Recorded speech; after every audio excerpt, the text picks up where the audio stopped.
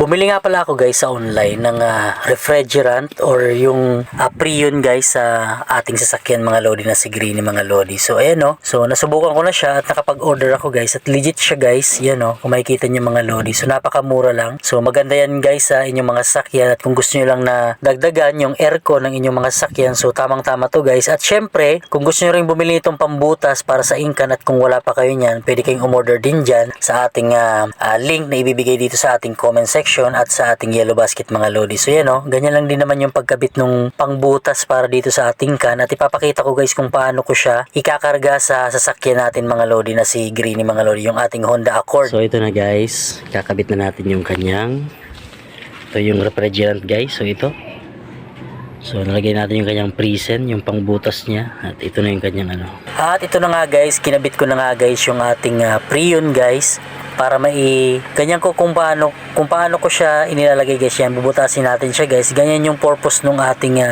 yung pin na yan, yung pula na yan. So bubutasin niya yung kanyang can at ayan na nga guys. So kakarga na natin siya sa ating manifold gauge mga lodi. So yun o. At ayan, kumakarga na siya. Ayun na yung tubig niya, yung Prion niya guys. So papasok na yan dito sa may kulay blue, yung low pressure natin guys sa ating system mga lodi. At susubukan natin siya sa loob ng ating sasakyan mga guys. So yun o, bili na kayo mga lodi.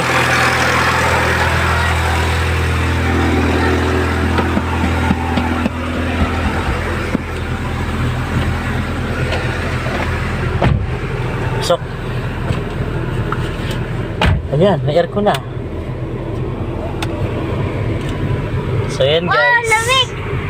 Meron siyang aircon guys. So yan, malamig na. Malamig pa po sa mukha. Ayan.